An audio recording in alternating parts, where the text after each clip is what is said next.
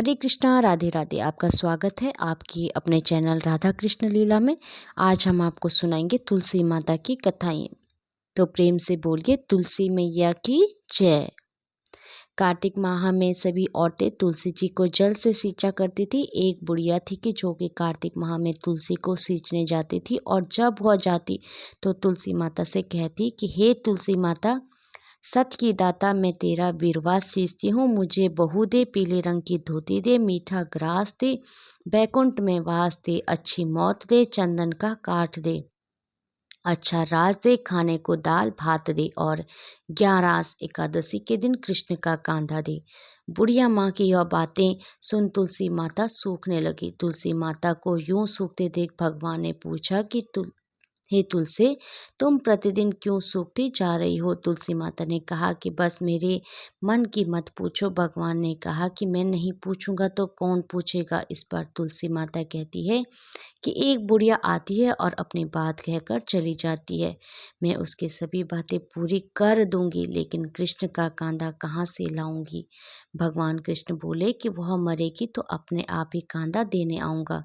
तुम बुढ़िया माई से यह बात कह देना। इसके बाद बुढ़िया मर गई। बुढ़िया के मरने पर सारा गांव इकट्ठा हो गया और उसका अंतिम संस्कार आने पर उसे उठाने लगे, लेकिन वह बहुत भारी हो गई जिससे उसकी अर्थी टस से मस ना हुई। सभी बोले कि यह तो बहुत संस्कारी थी, बहुत पूजा पाठ करती थी, कोई पाप नहीं किया, फिर यह इतनी भारी कैसे हो गई? बूढ़े ब्राह्मण के वेश में भगवान आए और कहने लगे कि यह भीड़ कैसी है? तब गांव वाले बोले कि एक बुढ़िया मर गई है और वह इतनी पापिन थी कि उसकी अर्थी नहीं उठ रही, बहुत भारी हो गई है। भगवान बोले कि मुझे इसके कान में कुछ कहने दो, फिर यह उठ जाएगी।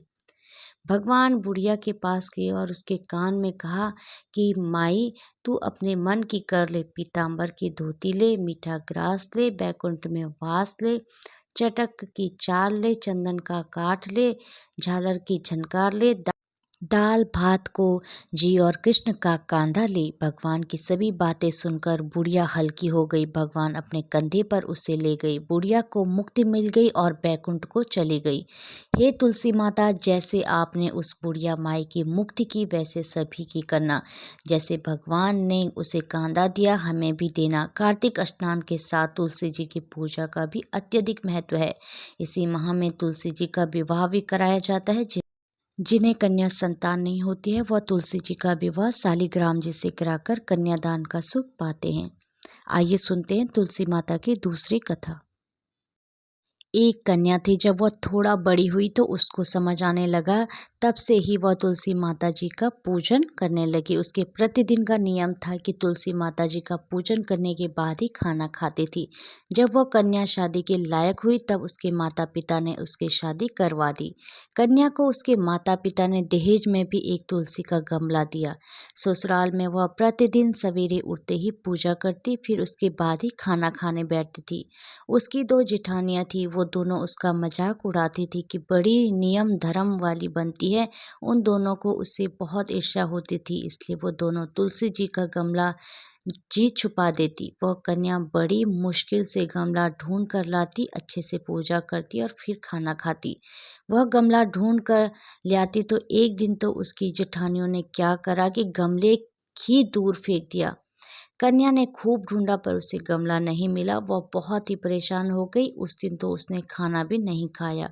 उसका नियम जो था, उस कन्या की सच्ची भक्ति देखकर तुलसी माता उससे बहुत प्रसन्न हो गई और उसके कमरे में तुलसी माता का गमला प्रकट हो गया। अगले दिन सुबह जब वह उठी तो क्या देखती है कि उसके खाट के चारों कोनों पर तुलसी माता का गमला आ गया है। यह देखकर वह बहुत ही प्रसन्न हो गई कि अब मेरी तुलसी माता को कोई चुरा नहीं सकेगा।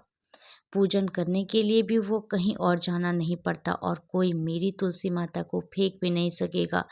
वह तो जल्दी से उठकर स्नान करती और तुलसी माता की पूजन कर लेती। जब वह खाना खाने बैठती तो उसकी जेठानियाँ मजाक करने लगी कि लो, देवरानी का नियम धर्म पूरा हो गया। उससे पूछती कि यह तुलसी जी की पूजा कर ली क्या? देवरानी धीरे से बोलती है, हाँ कर ली। जेठानियाँ बोलती हैं, कहाँ से कर ली पूजा? गमला तो फेंक दिया था। देवरानी कहती है, देख लो, मेरे कमरे में खाट पर तुलसी जी लग रही है। जेठानियाँ बहुत शर्मिंदा हुई और बोली कि देवरानी तेरी भक्ति सच्ची है, हमने तुझे बहुत परेशान करा, हमें माफ़ कर दे। देवरानी उन्हें माफ़ कर देती है। हम भी तुलसी माता जी से यही प्रार्थना करते हैं कि हे तुलसी माता, जैसी कृपा आपने देवरानी पर करी वैसी हम सब पर भी करना। आइए सुनते हैं तुलसी माता की तीसरी कथा। एक ब्राह्मण था, वह प्रतिदिन मंदिर जाता था। वह प्रतिदिन तुलसी माता का पूजा करता था। वह तुलसी माता से प्रतिदिन प्रार्थना करता था कि मैं तुलसी महारानी मेरे आनंद करना। तुलसी माता ने सोचा कि यह ब्राह्मण तो बहुत सीधा है और गरीब है और प्रतिदिन मेरी पूजा करता है, मैं इसकी कुछ न कुछ करना चाहती हूँ।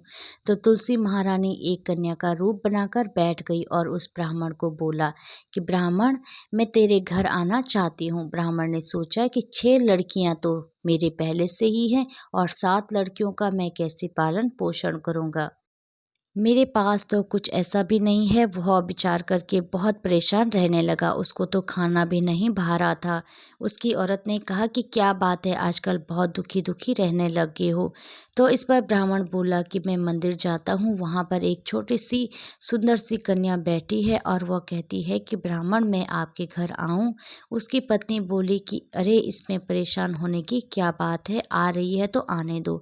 ब्राह्मण बोला कि पहले से अपनी 6 लड़कियां तो हैं ही, उनकी भी अपने को शादी भी करवानी है। तो इस पर ब्राह्मणी बोली कि अरे ये तो कोई बात नहीं है, अपनी 6 लड़कियों की शादी करवाएंगे, वैसे 7वीं की भी करवा देंगे। अपने सातों लड़कियों की शादी साथ में करवा देंगे। अगले दिन जब वह ब्राह्मण मंदिर गया तो उस छोटी कन्या ने पूछा, ब्राह्मण मैं आपके घर आऊं? तो ब्राह्मण बोला कि हाँ चल बेटा चल। उनको वह घर पर लेकर आ गया। तुलसी माता के कन्या के रूप में ब्राह्मण के घर आने से ब्राह्मण के घर बहुत आनंद हो गया।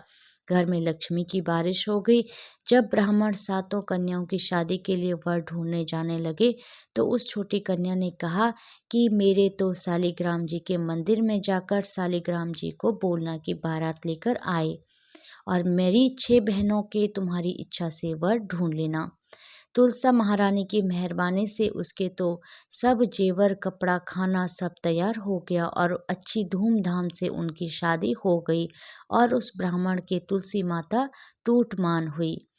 हम भी तुलसी माता जी से यही प्रार्थना करते हैं कि हे तुलसी माता, जैसे आप ब्राह्मण पे टूटमान हुई वैसे हम पर भी होना और जैसा आनंद ब्राह्मण के करा वैसे हम सबके करना। हरे कृष्णा, राधे राधे, तुलसी माता की जय। भगवान श्री कृष्ण और राधा रानी की कृपा आप सभी भक्तों पर हमेशा बनी रहे।